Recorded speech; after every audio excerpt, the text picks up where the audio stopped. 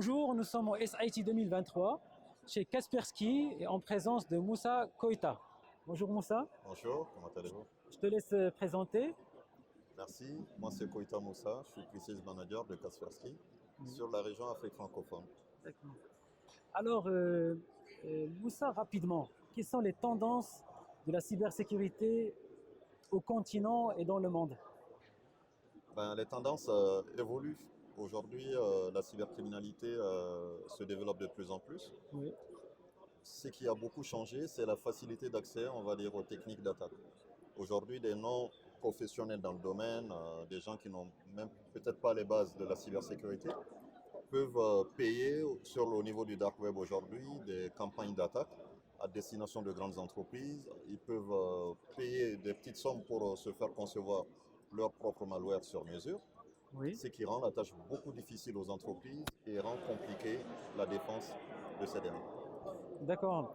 Alors aujourd'hui, on a les organisations, ils ont peur contre qui? Ben, Et quoi? Et comment? Parce que là, c'est vraiment, ça a changé. C'est vrai que nous, on collabore depuis vraiment plus qu'une décade avec Kaspersky et vraiment le monde a changé complètement.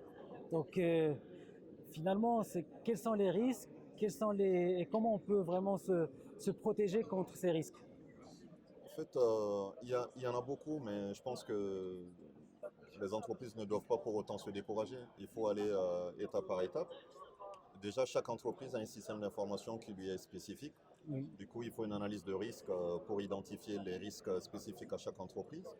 Nous, ce qu'on fait de nos côtés, c'est qu'on fournit une gamme de technologies et de services de cybersécurité permettant d'évaluer déjà l'existence de ces entreprises, de les fournir les technologies nécessaires pour sécuriser leur infrastructure, les compétences nécessaires également pour former les collaborateurs qui vont gérer cette infrastructure sécurisée oui. et au final les assister avec nos services de monitoring continu dans tout ce qui est détection d'attaques et réponse en Peut-être temps réel. les SOC aussi, je pense, non?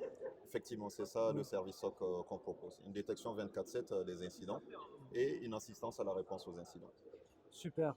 Sinon, si on se projette sur les challenges futurs et les enjeux qu'on a devant nous aujourd'hui.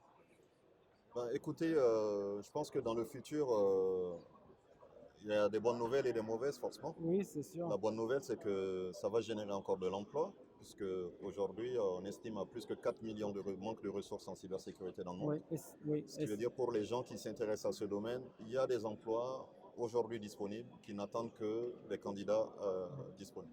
oui, Par contre, la mauvaise nouvelle, c'est que les entreprises vont devoir doubler d'efforts. Aujourd'hui, il ne suffit pas d'avoir quelques équipements de sécurité pour se sentir protégé.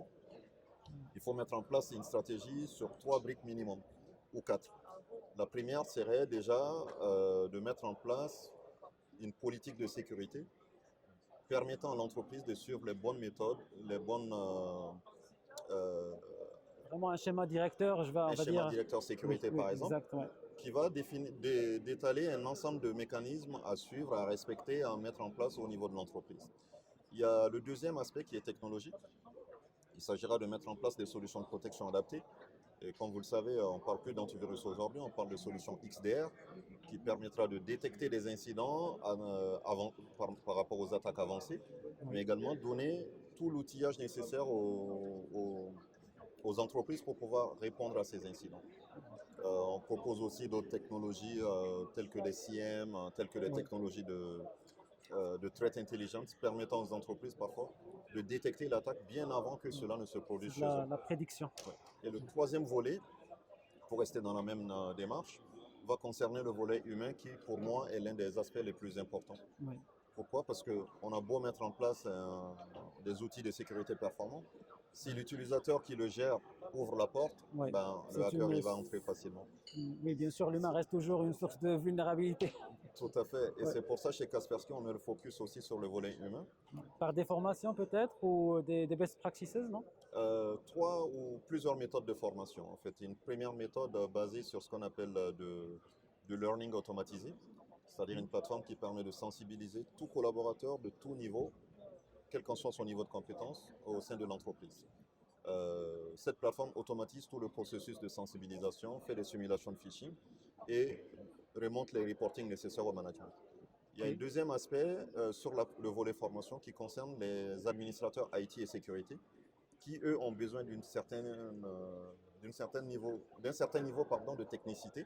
Oui, c'est Et là, sûr. on a des formations adaptées. On ne parle pas de produits Kaspersky, on parle de formation cybersécurité Oui. sur la réponse aux incidents, l'investigation, et ainsi de suite. Ah, d'accord. Et on a un troisième niveau qui est adressé au management. Comme Ok. vous le savez, les DG, les dirigeants d'entreprise, très souvent, n'ont pas l'opportunité de suivre des cursus cybersécurité et ils n'ont pas beaucoup de temps. Et ce troisième modèle-là s'organise sous forme de jeu de plateau, Ah, permettant à ces dirigeants de prendre part. Ça peut être toute fonction en direction générale, comptabilité, finance, marketing, oui. communication, RH, peu importe le poste. Et l'idée, c'est de les mettre sur ce jeu de plateau qui simule une attaque sur une entreprise avec un budget qu'ils ont, des, des nouvelles qu'ils reçoivent des médias et ils doivent prendre des décisions. Ces décisions les permettent soit de faire économiser de l'argent en entreprise, soit de faire perdre de l'argent en entreprise. Et très souvent, il y a une prise de conscience juste après. Ça, pour moi, c'est les trois gros aspects traditionnels là, qui étaient connus et toujours abordés.